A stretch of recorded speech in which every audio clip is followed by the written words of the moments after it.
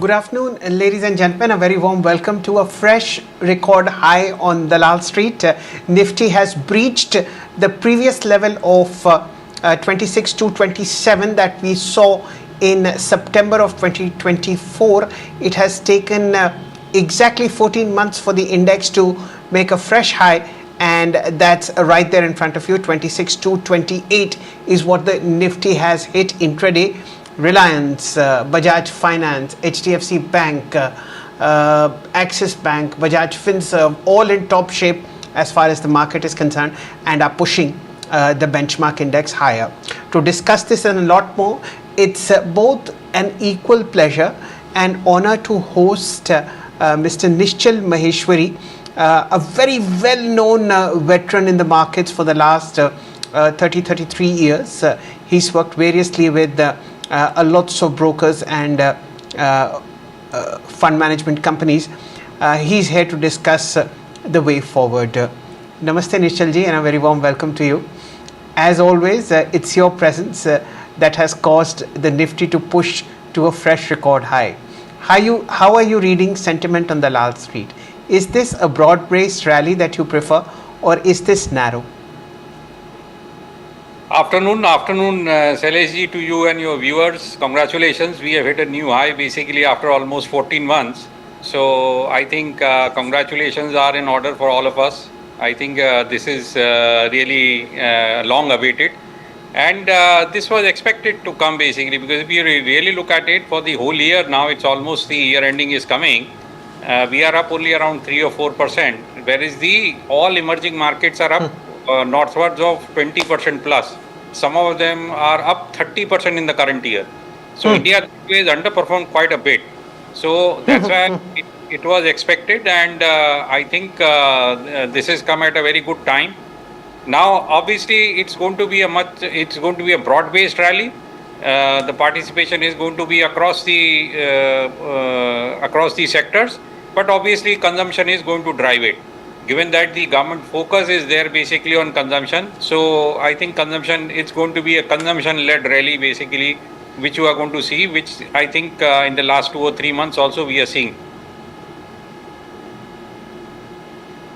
Okay, so one is hopeful that more and more sectors will participate in the months ahead, just as we've sort of moved on to what was inevitable, which is a fresh record high. It was largely driven by GST rate cuts, a very good monsoon, and all frontline stocks sort of got together to put the index where it is. If Nishchalji, a sector rotation were to happen, money moving away from large caps, what are the first 2 or 3 ports of halt do you think this money will see post the quarterly earnings? So I think beyond the consumption, I think banking and especially in the mid cap and small cap, the SFB, the small finance banks, basically they seem to be getting their act together. Yes. They are now cleaned up their balance sheet, raised some fresh capital. So I think and they are available at a reasonable valuation. So I think one can look at some of the SFBs. So that is one sector basically which is going to do well. I think now is a good time to start looking at IT again, because US still continues to do well. We are seeing some sort of a stabilization in the economy and our relationship with the US. So I think IT is going to be coming back, and the sector has underperformed for the last 2 quarters. I think that's a very, very strong statement that you've made, especially on small finance banks. Nishchalji, we've time and again seen this cycle of small finance banks rising at the fag end of the financial services expansion, and then maybe signaling that the front line is, how should I say, expenses or more expensive.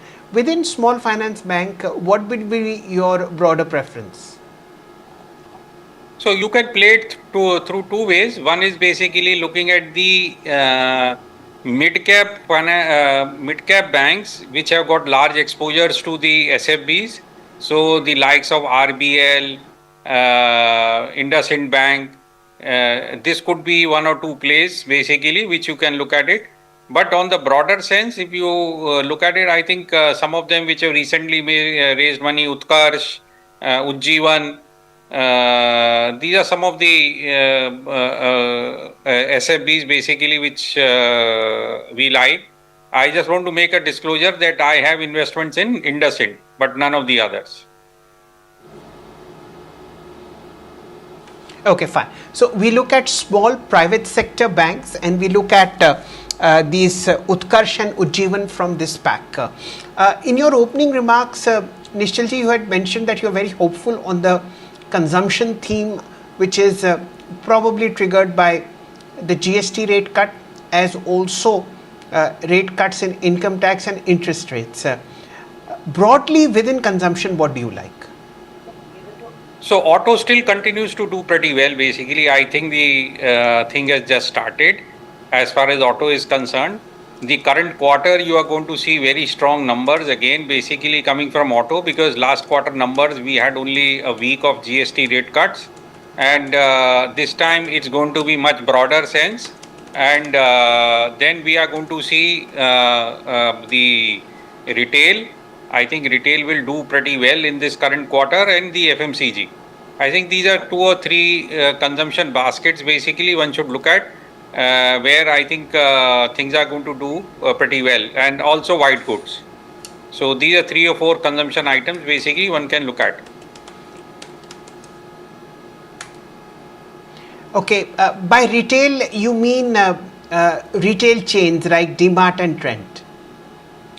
Yes, yes, retail chains, but maybe the smaller ones basically that will do well again. Okay. Now you expect smalls and mids to sort of perk up because of money moving away from large caps. That's the broader theme, am I right? So in case of retail, basically what's really happening is that the money is actually, if you really look at it, the GST cut and all is going to be impacting the rural sector more than the urban side. And that's why I'm saying that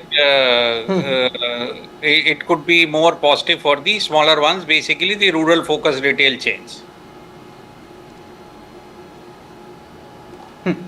One interesting thing you mentioned about autos, whose numbers will now look good because they will reflect the full quarter of the GST rate cut. Autos are really easy.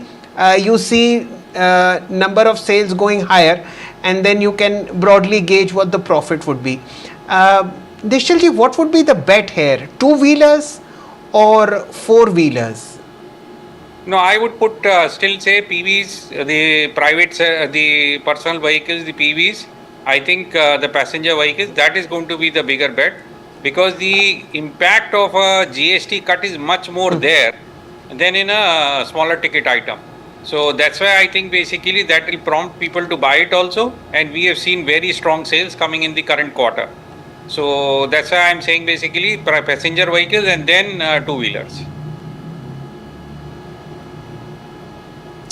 Okay, fair point. I'm sure people are smart enough to understand what a passenger vehicle play would mean in the market, and of course two-wheelers are doing very well.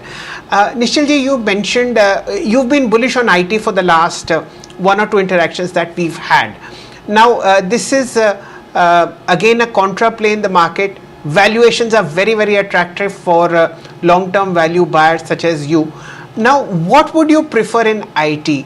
Large cap software services providers, or would you hedge your bet on the mid caps where growth and momentum are still in place in terms of sales and profit? What do you like in IT? So I think large caps are now looking more interesting basically given the valuations, and given that the mid caps have already run up quite a bit. So my earlier bets were on the mid caps. They have done pretty well in the last 1.5 quarters, back on the back of good growth and strong numbers.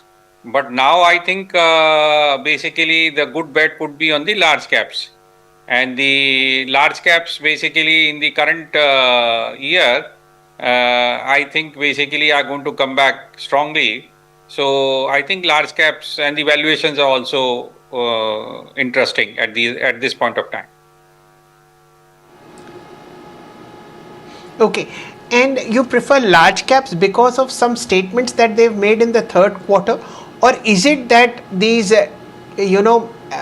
debt-free companies with huge cash on their balance sheets have fallen so much that their valuations become attractive? What is the buy trigger?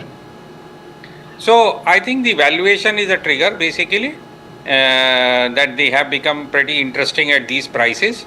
And obviously, I think the buybacks and the dividends and all make them a good, interesting yield place. Fair point. So that's where money is likely to come in.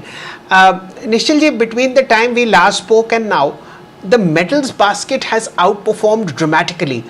What could be the possible one or two reasons why we see such a strong rally in aluminium stocks, such a strong demand for quality private sector ferrous companies? How do you justify this kind of a uptick that we've seen in the last 2 months? So I'm saying metals is a global space basically. So it is largely going on the way the metal prices across the world are going up. And I would rather saying that Indian companies are not participated as much as the metal prices have gone up. There are stocks basically which are up 40-50% in the last 3 months, 6 months. Basically, you look at some of the Chinese companies and all. But Indian companies are all up maybe 20-25% or 15-20% kind of a number. So I think it's on the back of the demand across the world for metals, and growth reviving and growth sustaining. I think these are one or two things basically. That's why you are seeing strong metal prices and strong metal stocks doing well. Okay, let's just also look at the macro picture at this point of time. We are blessed with 4 or 5 major tailwinds, which is the ones that we've discussed: the GST rate cut, interest rate cut, income tax cut, a good monsoon, and of course very, very strong retail inflows into the market. Overall, Nishchalji, when you look at the inflation number, when you look at the fiscal deficit number, as also tax collections, is this a Goldilocks kind of a scenario on the macro balance sheet? Yes, I think as far as Indian macros are concerned, no worries at all. I think at least for the last 3 or 6 months, given from the time government started cut the tax rates for the individuals, and thereafter the interest rate cuts basically, which was front loaded, and now the GST cut. So I think the government has done whatever it could. The only shock you could see is coming from the global macros. Or rather, in the last 6 months, we had some shocks from the global macros. That is also seemed to be sorting out. So I do agree with you. It's sort of a Goldilocks kind of a scenario. Okay.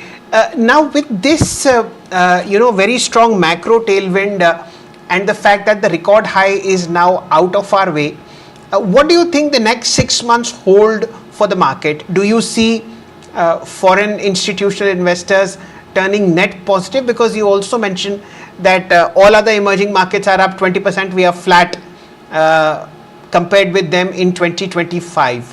What could be another positive trigger for the market ahead? So I think one positive trigger after this current quarter results have been basically, I think it was in better than expected results.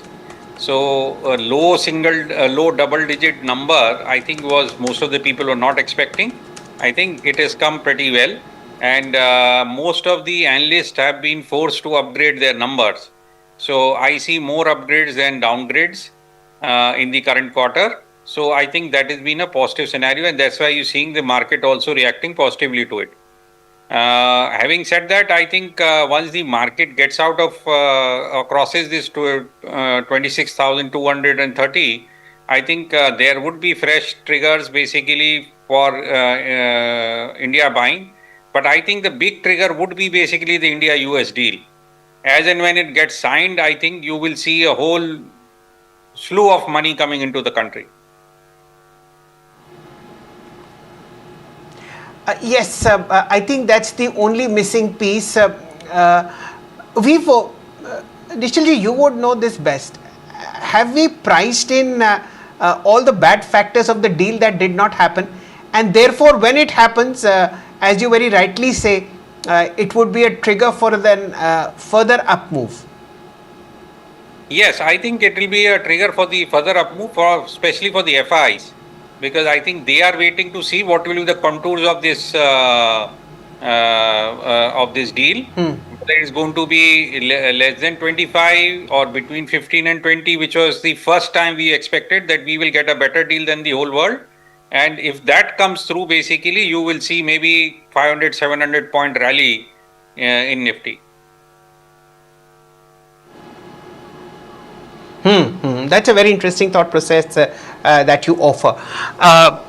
Nishchalji, what is it that you are not looking at all, where you feel that the quarterlies have disappointed, or the earnings would have been good, but the stocks have run up so much that there's no point in looking at the valuations in that space?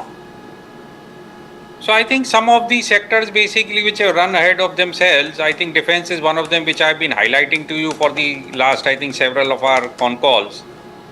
Defense is one of them basically which has not really worked, has done very well, but I think it's run ahead of its time basically, so one should be cautious there. Similarly, in the small cap space, especially the SME and small cap space, one should be cautious.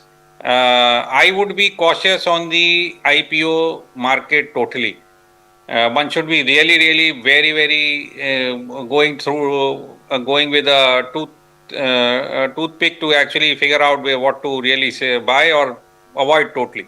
Because there I think the valuations and all are just out of whack. So one should be cautious there what we are buying at this point of time. निश्चल जी, एक बात तो बहुत अच्छी है कि किसी को हाथ में कुछ मिलता ही नहीं है आईपीओ में.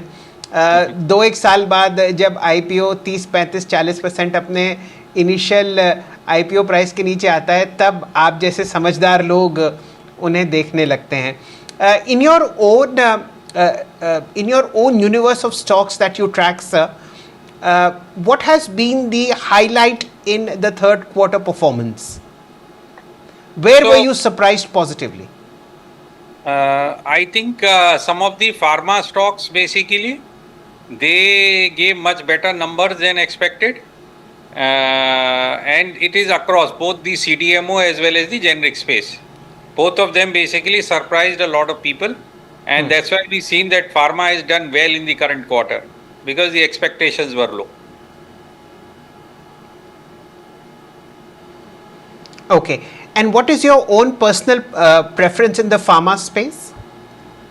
So I am very positive on the CDMO space, and that goes across basically pharma as well as chemicals, because everywhere now after the COVID and the current geopolitical situation, I think every company has now realized that they need more than one country to have their production. So I think the focus earlier has been China, and now they are trying to diversify, and India stands a very good chance out there. So across both chemicals as well as pharmaceuticals. So we see that CDMO space is going to be the big growth driver. Okay, as gently as possible, may I request you to share 2 names each from the pharma CDMO space and the chemical space. You may not hold stakes in them, that's also fine, but if you do hold, that it will be an equal pleasure.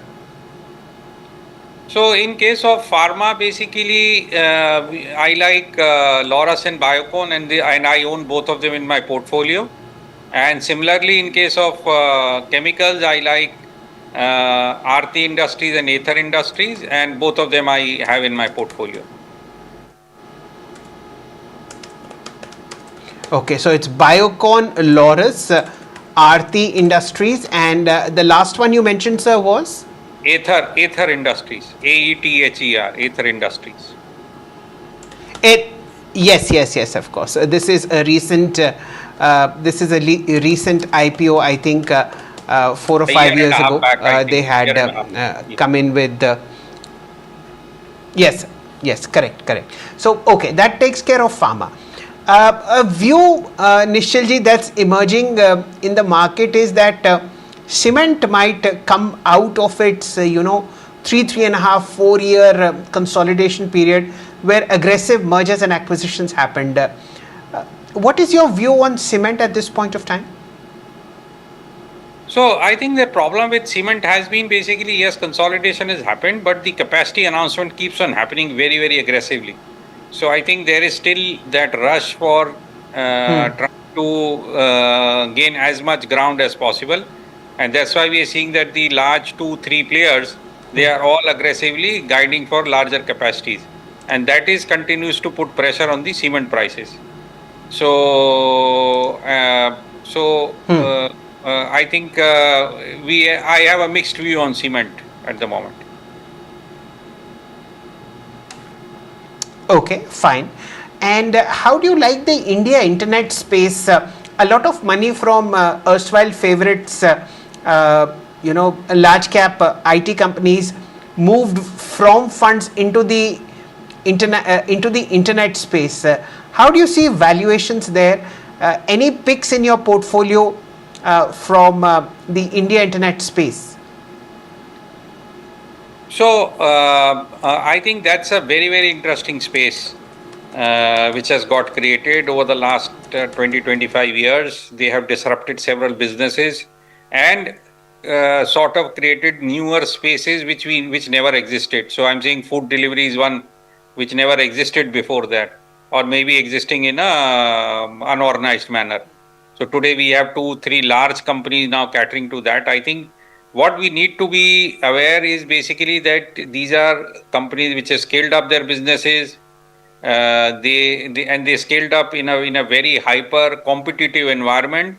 So we should have respect for them.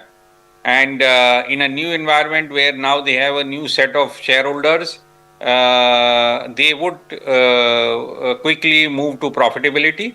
And when I say quickly, I'm saying basically it should be a 2, 3 year kind of period because they need to reject their business. So I'm very positive on the whole space. Several of these I have in my portfolio, and I continue to believe that they have a very good and a long runway ahead of them. Okay, you're talking about the food delivery space. Nothing catches your attention in the fintech space in the India internet story? Fintech, we have very few of them. We have, I think, Paytm and PB Fintech. These are the only 2 companies basically. So I am positive on PB Fintech, but Paytm, it's a sort of still trying to figure out their business model and all. But I think it's also getting its act together. So I am positive on the whole space per se. Okay. So food delivery is what you own in the portfolio. That's a long-term play. 2-3 years is what should be the ideal holding period. Defense and IPOs you are avoiding. Anything else, Nishchalji, where you feel that something is missing, some building block that could be added either via government expenditure or maybe by the company's own capex? Where do you feel it could be a nice sector but there is a missing link?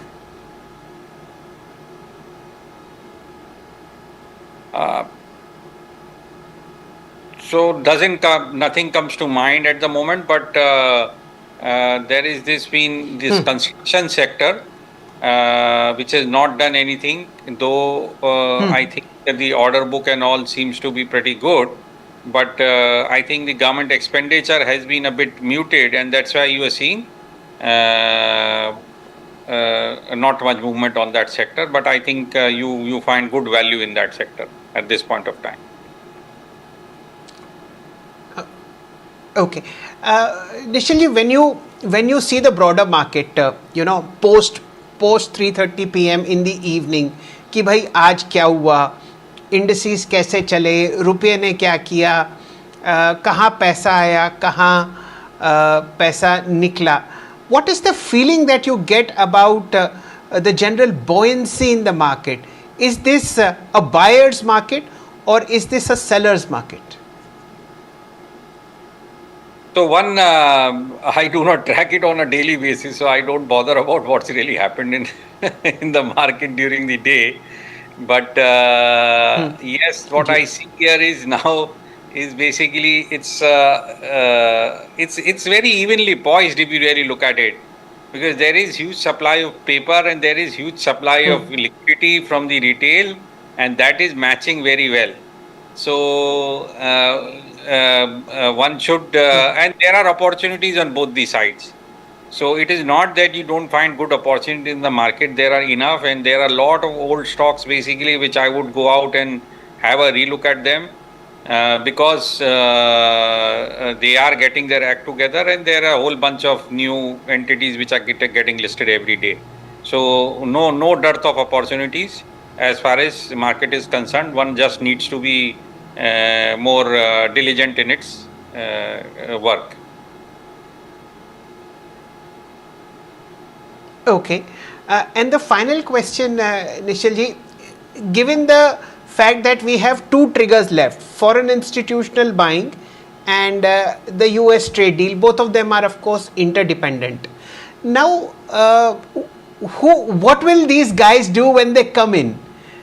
Will they buy erstwhile favorites, ICICI Bank, HDFC Bank, Reliance, Infosys? ये लोग क्या खरीदेंगे जब ये आएंगे तो? I think, and they are cheap also, so I think it's good for them. So they will come and buy the old large caps basically, because so one, you have to understand basically when you are tracking 15, 20, 30 countries, you do not necessarily want to go down to the level 2 and level 3 and level 4. So because liquidity and everything else is a major concern. So they would want to actually go out and buy stocks basically which trade at least $10, $10 million a day, and that I think shouldn't be more than 100, 150 stocks. So I think that's their universe. They'll come and buy the same universe. Okay, so there are happy days ahead for all Nifty companies as far as the potential of FII purchases are concerned. Nishilji, my final question, what worries you as far as markets are concerned? Is there anything that you feel that this wonderful scenario that we have might just disappear overnight? So that I don't think there is anything which worries me for an overnight. That could be a global geopolitical situation which might erupt and create a problem. But what really worries me is basically this over optimism about the valuation on the mid cap and small cap side. I think that one should be really cautious about in this market.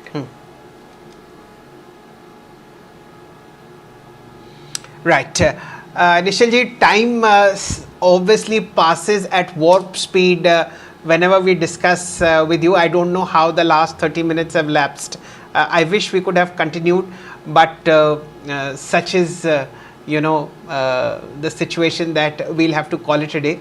As usual, it was such a wonderful discussion to listen to you, and here's hoping that we see Nifty in fit and fine shape, 500, 700 points higher, and that money comes back and many more highs. Thank you for your time, sir. And many more highs. Thank you. That, ladies and gentlemen, was market veteran Nishchal Maheshwari, bullish on the prospects of Nifty, has a positive view on IT, as also on small finance banks. These should be on the top of your radar. Mr. Maheshwari is not very comfortable with valuations in the small cap space. Defense he sees as something that has overreached in terms of price, and therefore a lot of catch up to do for valuations or vice versa, and of course the IPO market. Overall, he remains bullish on the broader market. Thank you for watching. There is more interesting things ahead as far as markets are concerned, and congratulations once again, a fresh record high on the Nifty. Thank you.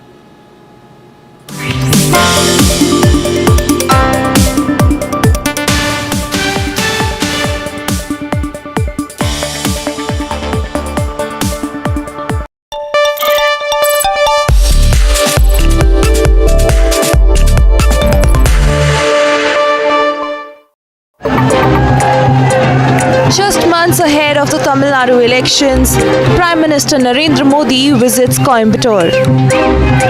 But even before the trip began, politics took center stage. Chief Minister M.K. Stalin was not at the airport to receive the Prime Minister. He instead sent a State Minister. Prime Minister Modi was welcomed by Minister MP Saminathan, AIADMK General Secretary Edapadi K. Palaniswamy, Rajya Sabha MP G.K. Vasan and State BJP leader Annamalai. The Prime Minister attended the South India Natural Farming Summit, where he released the latest Kisan Samman Nidhi scheme installment to 2,000 rupees each to 9 crore farmers across the country. Speaking at the event, he claimed the Bihar wave could reach the Dravidian state. जब मैं यहाँ मंच पे आया तो मैं देख रहा था काफी किसान भाई बहन वो अपना गमछा घुमा रहे थे, तो मुझे लग रहा था कि बिहार की हवा मेरे आने से पहले पहुंच गई है. Ahead of the Prime Minister's visit, Chief Minister Stalin had written to Modi demanding an increase in paddy procurement from Tamil Nadu. Meanwhile, a DMK leader compared the Prime Minister to a demon and claimed that Tamil Nadu would be better without him.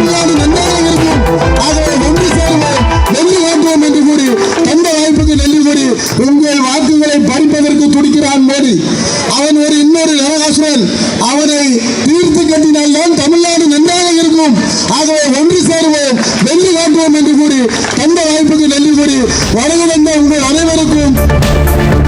Prime Minister Modi's outreach to Tamil Nadu is significant as it comes ahead of the next year's assembly elections. The BJP has tied up with the AIDMK to take DMK in the state.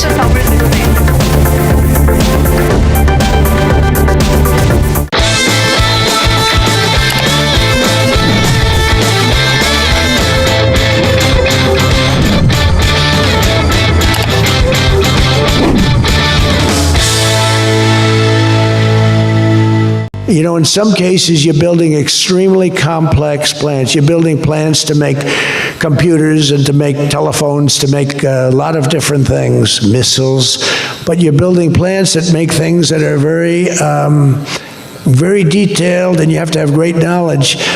And you're coming here and you find if we don't have people that did that before, we are allowing you, and I may take a little heat. I always take a little heat from my people, the people that love me and the people that I love. They happen to be toward the right of center, toward the right. Sometimes they're way right.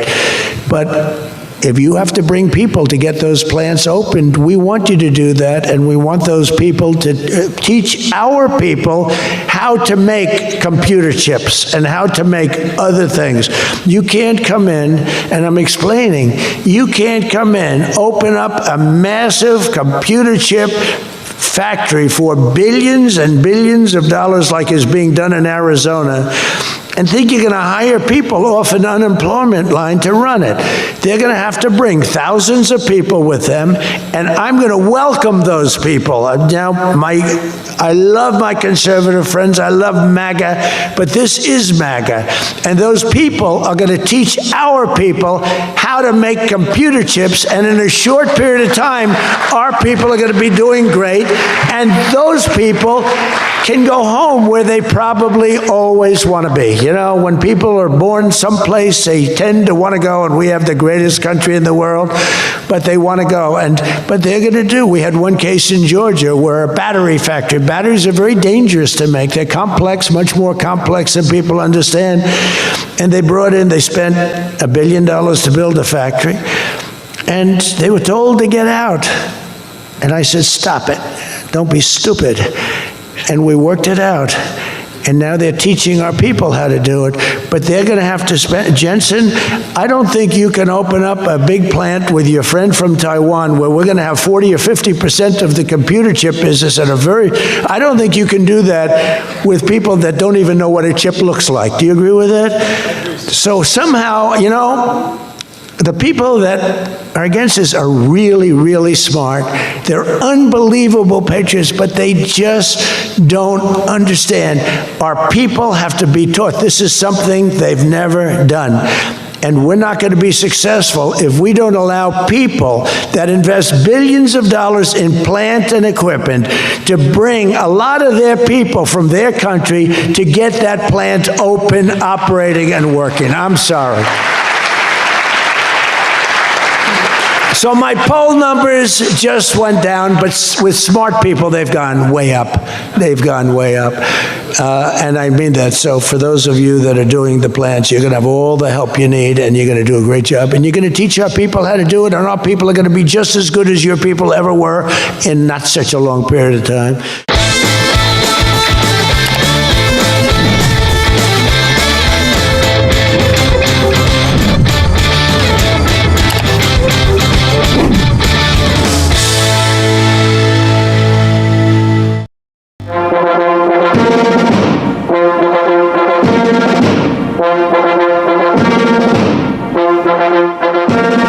Pomp and splendor when Saudi Arabia Crown Prince Mohammed bin Salman, popularly called MBS, arrived at White House's South Lawn.